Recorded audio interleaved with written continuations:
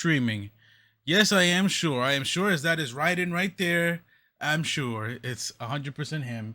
Hold on. I also have to share my screen with you because you have no idea what I was pointing at just now. Yeah, But I was pointing at Metal Gear Solid 2 nice. being played in the background, and by played, I mean I finally loaded up the PS2. I finally got a PS2 remote. No, I got the power supply. I got all this stuff. I got the TV, and then I had to buy a universal remote for the TV so I could lower the volume because I had it like at 26 or some shit, you know. Yeah. So in order for it to to be fine. Anyways, this is the Sorrow and the Rapper podcast. I am Jesse the Sorrow. He is Zen Dash the Rapper, and today we have a lot of some stuff. We have a lot of some stuff to talk about today. Um, we stream these episodes on Sundays, sometimes Mondays, sometimes it's Monday, but it's mostly Sunday around this time. New episode goes out same day but early in the morning. So if you want to see last week's episode, go to the YouTube channel. You can see it. I uploaded it this morning. Uh, and with that being said, follow us on everything. What's going on? What is Not going much, on? bro. Not much. We chilling, man. Fucking. I just finished Death Stranding, and I thought I bought Death Stranding 2, and I didn't, Mm-hmm. and that was the only reason I played Death Stranding 1. So now I'm like, I'm gonna play something else. You're like, okay, I'm done. So was this your Yeah. first time beating Death Stranding? No, I just forgot because I played like in 2020. Oh, okay. You still enjoy that ending? Wait, you played the director's cut, was it? Yeah, I didn't see a difference. I don't know the difference, honestly. Maybe you get guns earlier than chapter 3, Maybe but I don't I have remember. no idea what the difference is. Yeah. I hear it's good. No, it's good. Uh, it's funny because there's like a point towards the end where I'm like, this is fucking garbage. Okay.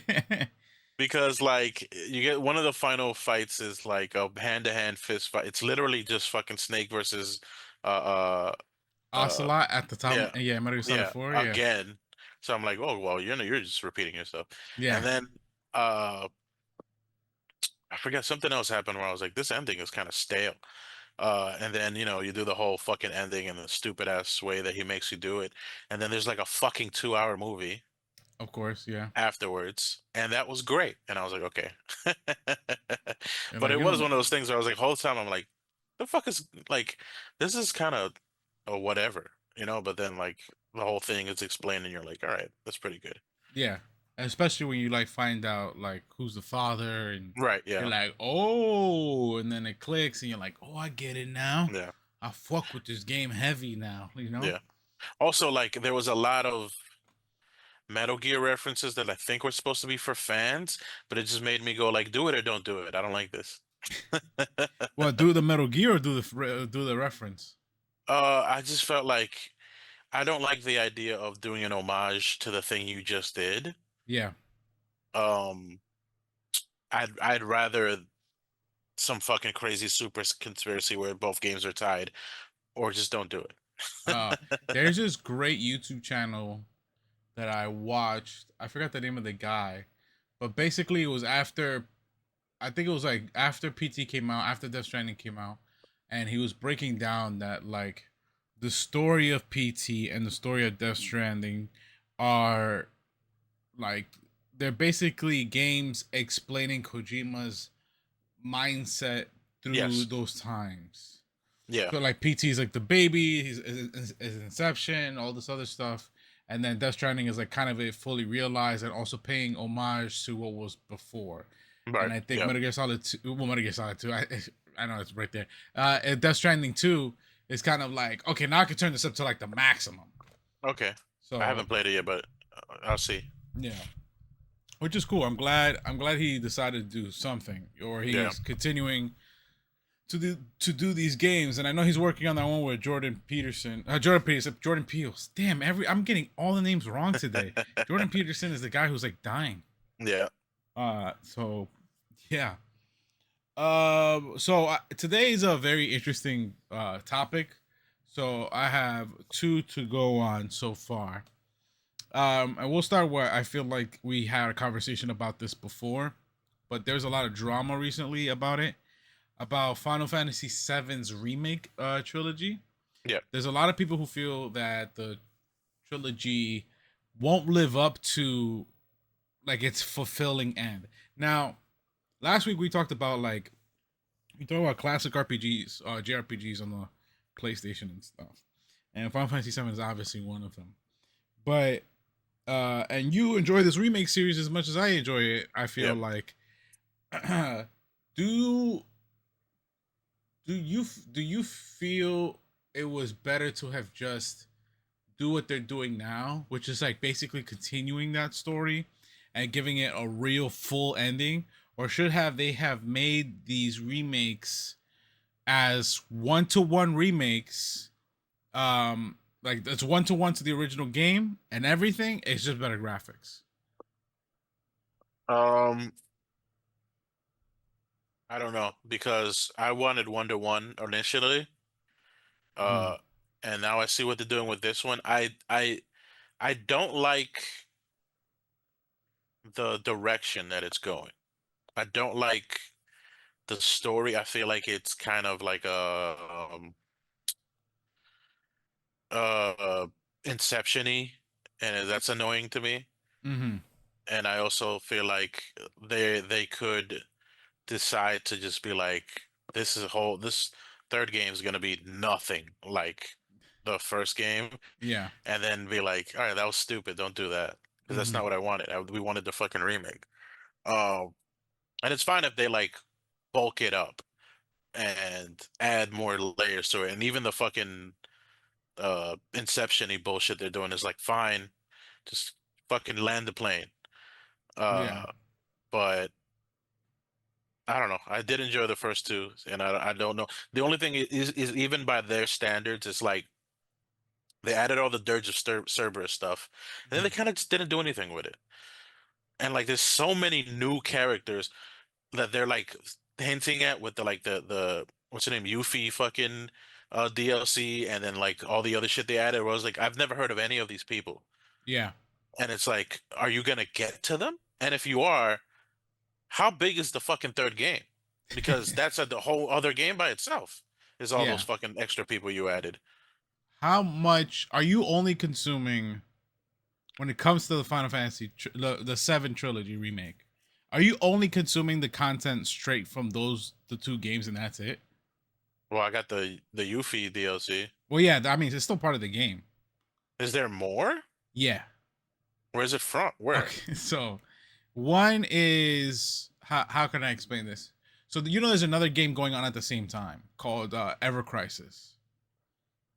No, I thought Ever Crisis was Crisis Core, like, or something like that. No, no. So okay, great. This is great. This is great. It'll help you. Maybe it'll help you. Like it'll help you think about it slightly differently in some way. Maybe it'll give you a better opinion. Maybe it'll give you worse. Who knows? Yeah, So basically, Crisis Core is the Zack story, right? They remade yeah, Crisis Core, which is great because the PSP version is fucking. It's hard to play these days. yeah. Um, so they released. It's a mobile game, but you could also play it on PC called Ever Crisis. Okay, Now, it's for the people initially. It's for the people who, when they wanted or they heard that there was going to be a remake of Final Fantasy VII, they just wanted better graphics and a one-to-one, like it's one-to-one but with better graphics. okay, So they decided to make that game. That game exists now.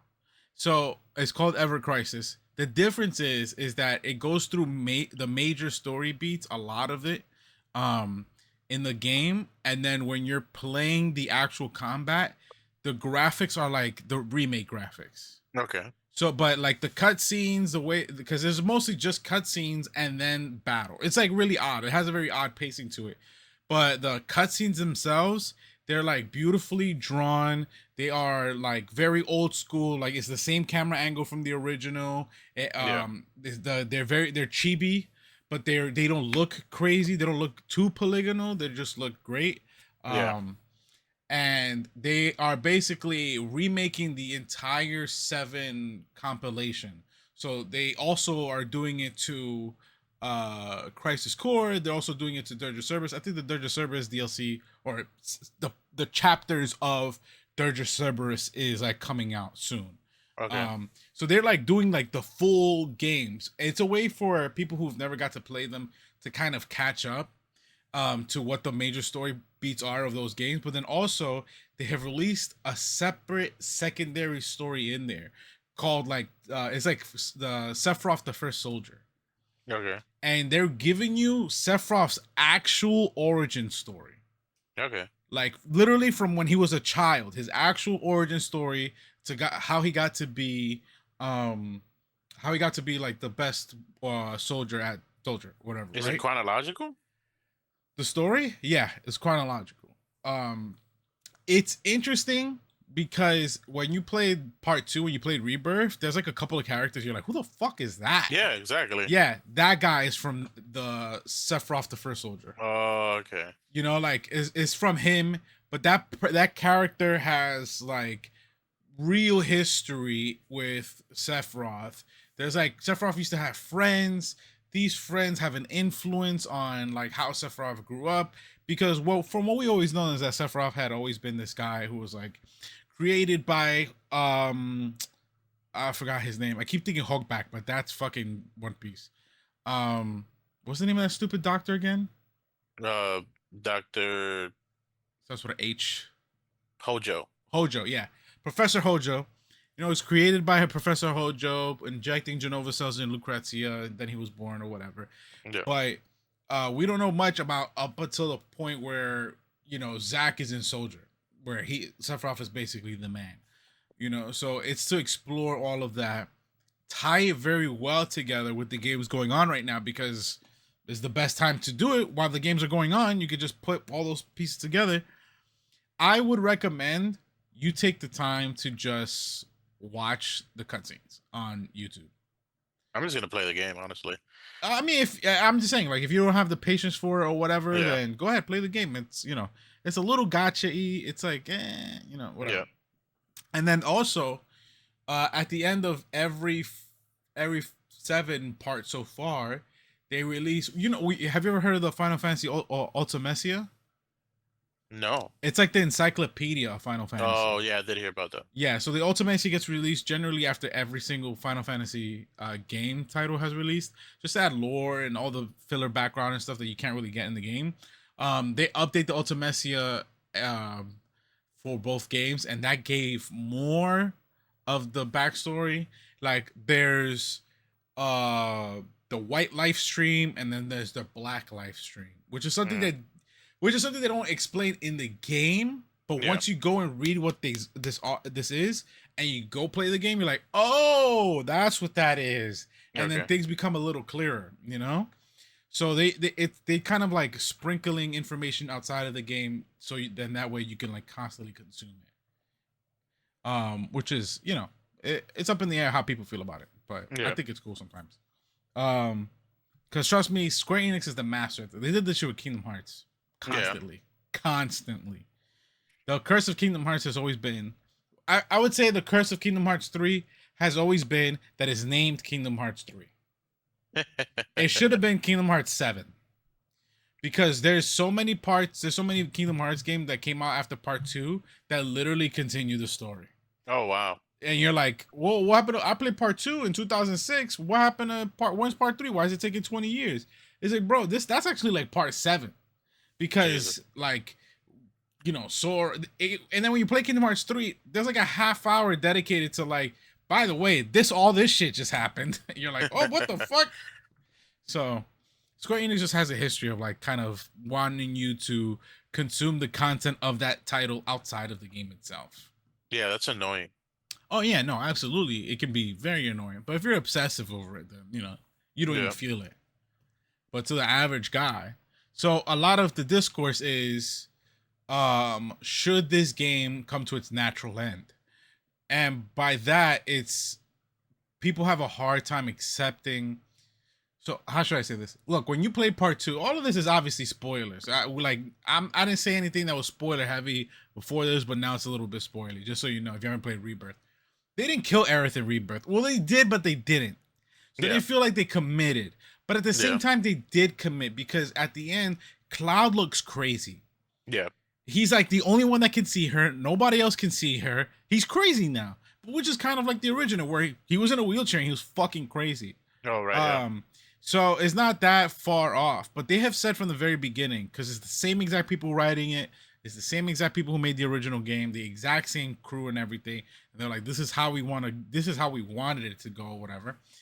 That they're not gonna miss none of the original story beats. Like they're gonna make sure that like a lot of the stuff that you remember from the original game still really truly matters, but these remakes give it not only a lot more context, but they can raise the stakes even higher. So that's why when you're like watching Zack do this weird multiversal jumping in part 2, it's like, oh wait, so then that means that possibly that although things are gonna happen where they fight Safer Sephiroth at the end of the game, it might be a culmination of like they're fighting Safer Sephiroth, but then also when you're like at the end of remake part 1, where Sephiroth's like, we're at the end of time and galaxies and 7 seconds, like it all ties together. They kind of made it clear. So then there are some people who feel like I don't like this, and there are some people who are like, I just want it to end the way that it originally ends. But then that is faulty, because if you want it to end the way that it originally ends, then it just goes straight into having children, and then goes straight to Dirge Cerberus, and then not a lot of people like the way those things ended. They don't? I love that shit. Having Children is a fun movie to watch with your boys. Yeah. Dirge Cerberus is a really hard game to play again. It is hard to play, but I love the story. Yeah. And I think it's cool. The thing is Gact. Shout out to Gact. I love Gact, but he was heavily tied to those games. Like he was way to Crisis Core, which was a surprise that we got a remake for Crisis Core, because he's Genesis. That's his face. That's Gact's face and his voice in Japanese. That was Gact. And then like in Dirge of Cerberus, when he becomes G or whatever the fuck that is, it's the same, bro. Gact's intro, Gact's song. This guy's like a fucking huge star in Japan. Obviously, he's like an icon. Yeah. The theme song, the opening cutscene of Dirge of Cerberus is his song. He made that song. That's like you can't. That's why a lot of people felt like why we're not getting those remakes is because, or those remakes or those re-releases, because there's a lot of licensing issues, you know? Yeah. But dude, I fucking love that shit. But it's, you know, who doesn't love 2000s crap? Literally, I'm just having Metal Gear Solid 2 playing in the background. Who doesn't love 2000s crap? Yeah. You know, over and over. I am a fan of where it's going. I'm okay with it. I've always been one of those people that have been like, when you're remaking something, you could do whatever the fuck you want, because I still have the original. It doesn't matter. You didn't steal the original. Yeah, but then it's like, just call it something else if you're gonna do that. True. And I think that's why I think the trick of the 7 remake has been that the remake aspect of it is not that they're remaking the game. It's Sephiroth remaking the story. Yeah. To make it fit what he wanted it to be. Like it's very like inside baseball. I say that to bring up the second thing that, again, I only really had 2 things. The second thing is that did you ever play Star Fox 64? I never played any Star Fox. Improve if you don't. Speaking of improvement, there are 2 different ways. You never played any Star Fox game? No. I never played anything that was in Smash Brothers besides like Mario and Donkey Kong and like the regular shit. Like, oh my god. So then this might be, I never played that shit. This might be something for you then. So basically they're remaking Star Fox before the Nintendo Switch. Okay. Nintendo Switch. This is too loud. I gotta lower this. Oh, I gotta share audio for you also. Hold on. Shit. I forgot to share sound. Okay, that should be fine. So basically, they're remaking Star Fox 64 for the Switch 2. People do not like that at all. The fact that it's even happening. You want to guess? You want to guess why? No, I mean, I don't know why. I can't even guess. Like, it's like, who cares? Believe it or not, this is the 5th remake of this game. Is it? Yeah. The original version of this game is Star Fox 1 for the NES. Okay. They remake it, as Star Fox 64. Right? That's the first remake. Yeah. The second remake is Star Fox for the 3DS. And it's a full-on Star Fox 64 remake. So alright, it's like, alright, you're 3 games in now, right? So then the 4th one, well, I guess I should say this is the 5th iteration of the story. The 4th one is that they release a game called Star Fox Zero for the Wii U, which is a remake of this game again. And now we're getting Star Fox, just plain Star Fox. And it's a remake again of Star Fox 64 for the, technically Star Fox 1, but Star Fox 64 for the 5th time now. Why? Do they say why? No reason, actually, surprisingly enough. Each of those remakes have been handled by different aspects of Nintendo. So the first, I would say the first Star Fox game is obviously Star Fox. That one at 64 are like the Nintendo in-house themselves were the ones who really worked on it. But like the ones after each one have been like a third company that's went in, were hired to like remake it or whatever and put it out, you know. I think Star Fox Zero was like made by like Bandai Namco or something, you know, stuff like that. The thing about these remakes, not only for Star Fox, is that it's interesting because Star Fox 1 was kind of made as like a tech demo for the NES. Yeah. Or the Super Nintendo, sorry, for the Super Nintendo. It was kind of made for a tech demo, and then once they made Star Fox 2, we never got it in America. Right. Because it's like a chip. They had like the Super Famicom, which is their Super Nintendo, has a chip that ours didn't have because it was cheaper to produce over there. So eventually, when they released the Super Nintendo Mini, which I keep trying to find, oh look, I have it.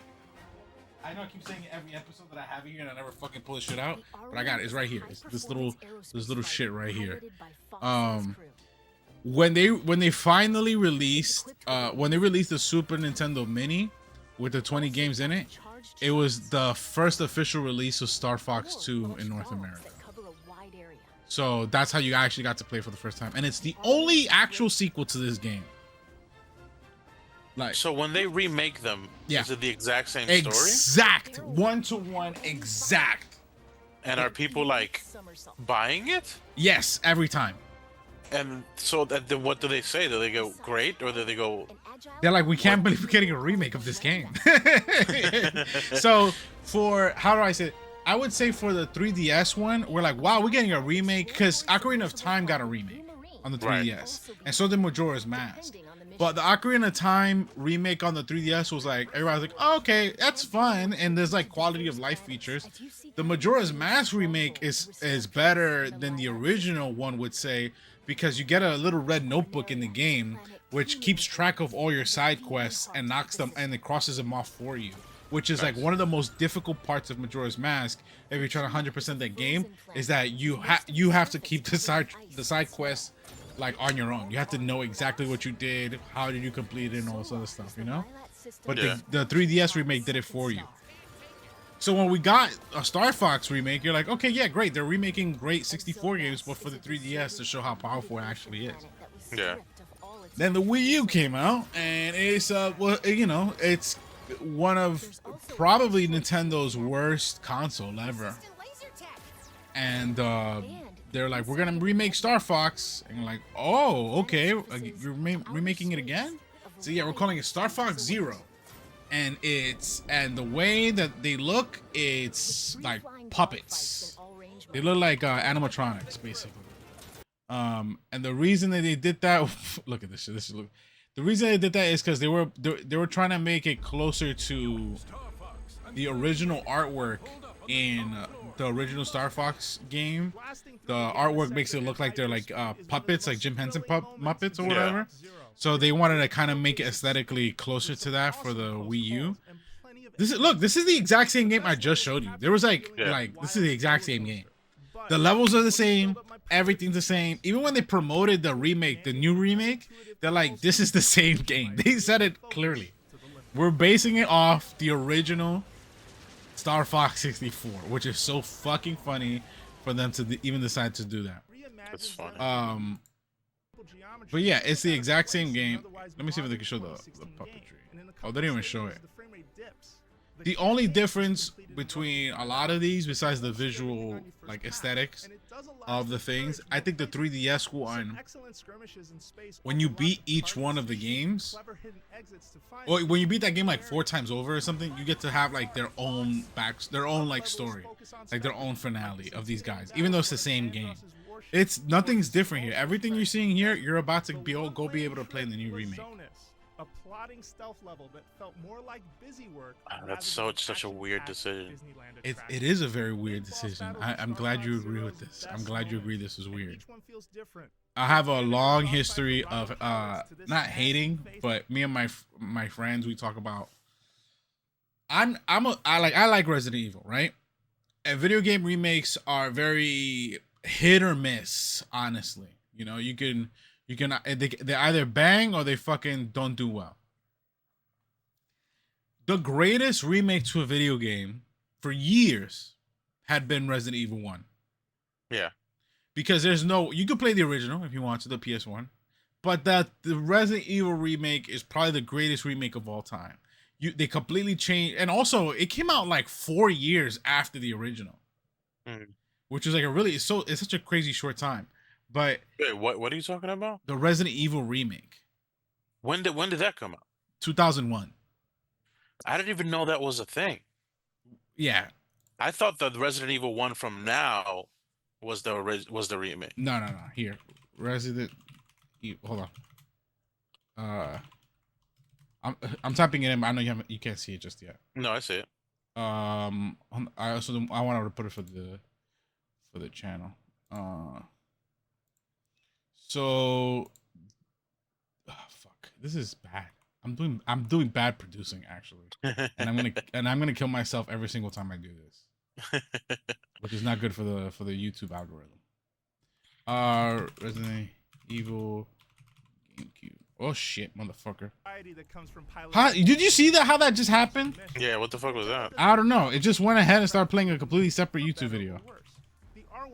All right. Browser. Yes, this game, Resident Evil.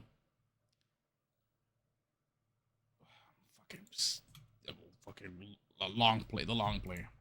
Sorry, guys. I know I'm fucking this up. But yes, the Resident Evil 1 for the GameCube is a remake of the original Resident Evil. Okay. Because the original Resident Evil came out like 96 or something. Yeah. Let me see. When did Code Veronica come out? Must have been like 2000, I think. Wow. That's the last one. That needs a remake also. Yeah. Let me see when the original comes out. Oh, that's the movie. Nothing I hate more than when you type something in on fucking Google and they're like, "Do you want to use the Google browser?" I'm like, "No," and then it takes up like half the screen. Yeah. And I'm like, "No, please. I need the game, please." 96 was the original Resident Evil. So 4 to 5 years later, we get this one, the remake. And is known as the greatest video game remake ever. Because it completely changed how... First of all, we really started thinking about remakes in games because of it. And then we started to realize that you can remake games and make them much better than their original counterpart. Right. So they ended up porting this game over like on the PS4 10 years ago, I would say. And they updated they updated the graphics so like it looks really good. Like this looks great on its own, obviously, but where is we just saw a comparison. Yeah, there's a PS4 comparison because what they ended up doing is that they go ahead and they clean it up. They do a bunch of high res shit. So it looks fantastic on the PS4 and it's great. The lighting is beautiful. They like do such a great job with it, which is probably why people felt like, wow, there's another remake. It's like, no, it's the same remake from 2001. And then now I feel like that's why we got a remake of part 2. We got a remake of 3. We just got a remake of 4. While having sequels, which is crazy. I never thought we would have. It's so weird to see we're getting remakes of games and at the same time also getting sequels of games at the exact same time. That bugs me out because I swore didn't they remake 1 again? No, never did. So is there just a new game called Resident Evil? No. So okay, the original Resident Evil 1 exists, right, for PS1, but it is so corny. It's so beyond corny. So when they remade it for the GameCube, they just made it a lot less corny. Yeah. So then now, because they did that, you're kind of supposed to just accept that this is lore-wise, that this is just Resident Evil 1. Right. You could take the original. There's like the story beats are the exact, like nothing changed. They didn't change any canon. They didn't change any like story from it to make it so that one doesn't make sense anymore and this one does. When you're talking about Resident Evil 1, you're talking about this game just because visually it's more pleasing, it's an easier game to get through or whatever. So then every single Resident Evil that follows numerically afterwards can also, you could just whatever, like this is you could just swap this out with the original, it doesn't really matter. Yeah. Now where it's different is that obviously when they announced we're making Resident Evil 2, they have to decide where this goes. So they remake 2. And once they remade 2, they changed things from the original remake, from the original Resident Evil 2. So what they did is that they took the same elements from Resident Evil 1 remake, the aesthetic. Well, and I don't want to say the aesthetics, but they're gonna make sure that they follow the canon of that game of Resident Evil 1 regardless. Yeah. But whatever happens in the remake of Resident Evil 2, is the new storyline. So the old storyline for Resident Evil 2 doesn't count anymore. So yeah, it's all weird sequence. You gotta imagine like it's like a timeline split almost, honestly. I'm so fucking confused. Okay. Didn't they come out with another game called Resident Evil afterwards? There was one. Oh, I think you're thinking about 7 called Resident Evil. Yeah. And it was actually 7? Yeah, it's called Resident Evil 7. Well, here we call it Resident Evil Biohazard. Okay. Because in Japan, Resident Evil is called Biohazard. So in Japan, the Resident Evil series Biohazard has a part 7 called Biohazard 7 Resident Evil. Okay. So just swapped. That's so fucking confusing. Yeah. I think I feel like they couldn't come out with, they couldn't give 7 like a punchier name. So they just like, let's just call it Resident Evil 7. And yeah, but it's technically Biohazard, but nobody really says it. It's just 7. We call it 7. And then Village is 8. Requiem is 9. What the fuck? All right, look, mentally, to make it easier for a lot of people, Resident Evil works in trilogies. Like, truly, it does work in trilogies. Okay. The first 3 are the classic Resident Evil style. Okay. 4, 5, and 6 is action heavy. It is like John Woo, over the shoulder, fucking action heavy ass games. Chris punches a boulder. Leon shooting fucking Spanish zombies in Spain. 6 is literally like end of the world. We're all kung fu flipping. 7, 8, and 9 is a first-person horror stories.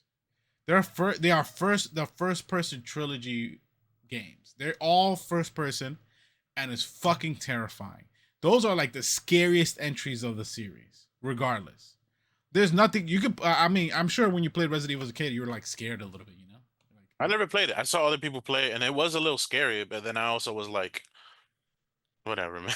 I remember that was like when I really started to hate horror because I was like, it is a little scary, but mostly it's just boring. Yeah. Oh no, but so you never play these games? No, I've never played any Oh, Resident Evil. I think you'd enjoy them I think I because played maybe what's the one where you're Leon?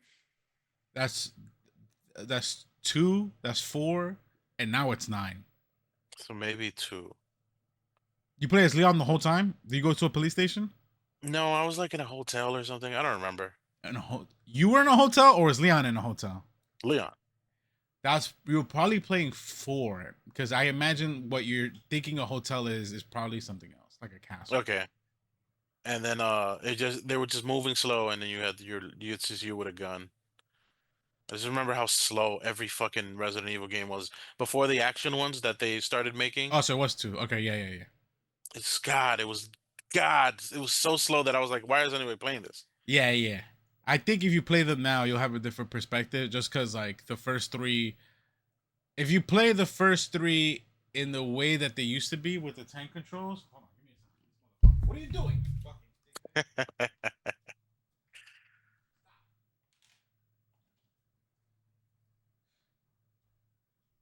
Um, Also, what the fuck is Code Veronica then?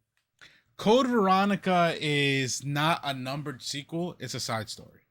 Oh Jesus, aren't they all side stories? No, they all So follow. 7, 8, and 9 are the main fucking story, and not another story within the world. Yes. I know it sounds like bullshit, but I played these games before. Because sometimes I see people play them, I was like, where the fuck is the first lady? Oh, Jill? Jill. Yeah. Where the fuck is Jill? Yeah. And if doesn't have to do with Jill, then what the fuck are we talking about? I have This a is lot. different I game. I can answer. I'm just like with Metal Gear, Kingdom Hearts, and Resident Evil. I can answer all your questions. Yes, it continues the story. Every single one of them, every numbered Resident Evil does continue the story, the overall story. You can play them all and never touch Code Veronica because there's a bunch of other Resident Evil games that, although they add to the story, you don't really need to play them anymore. Like Outbreak 1 and 2, you don't have to play them. Revelations, you don't have to play. But those are the Jill games. So, isn't it all? What's the name of that fucking group? Is it Umbrella? What, the evil corporation behind Yeah. it? Up until 5, 4 really. No, 3. Yeah, I would say somewhere between 3. I would say up until 3, it's all Umbrella. Okay, and then there's a new bad guy. No, it's just okay. So Umbrella is like a pharmaceutical. Just so people know, and if they don't play Resident Evil, or it's also confusing for them. Umbrella is this pharmaceutical evil corporation that like just wants to. They're big pharma, and they were responsible for unleashing viruses, specifically the T virus, to Raccoon City or to the world, but Raccoon City in this situation. So they're a big they're just a huge pharmaceutical company with what their real goal is world domination through bioweapons. So they were just like they were basically an arms dealer. So they would create these viruses, sell them to different countries. They get into a proxy war using these viruses or whatever, and then make billions upon it. It's really the Resident Evil commentary on big pharma. It's completely ridiculous. Umbrella as a corporation goes down because it gets taken down by Stars, by Chris, by the main characters. And then over time the government steps in. It really is like super. I'm telling you, it's almost like real life. A lot of this shit is like almost like real life. Wesker eventually has his own company called Tricell. That's all of Part 5. Who he's just trying to take over what Umbrella was. And then there becomes later on like this whole division of Red Umbrella, Blue Umbrella, but that's nonsense. That's just in-game nonsense. But basically, the Umbrella as you knew it has been gone for like years. Okay. So every every bad guy or every villain of Resident Evil going forward since Umbrella has had kind of their own motivations, and a lot Okay. of the characters kind of deal with what they're trying to make sure like these things don't keep spreading out in the world. I'm just confused because it's like if Mhm. it's a different protagonist and a different antagonist, isn't it a fucking different story? Well, it's like, how do I say this? It real like truly, who are the protagonists of Resident Evil? Jill.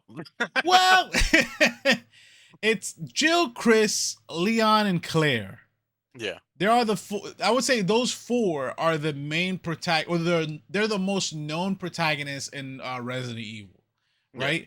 So because they are, you kind of have four characters with four different motivations, four different lives, four different backstories, and they worked not even in tandem with each other, but just by the circumstances in which they were in to take Right. down Umbrella for one reason or another. So each game is how they focus on one of those characters and just pushes them forward.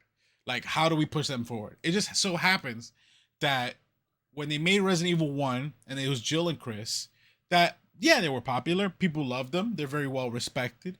But when part 2 came out, fucking Leon is the one that everybody fell in love with, and they're like, oh, he's kind of hot. He's younger. First day as a cop.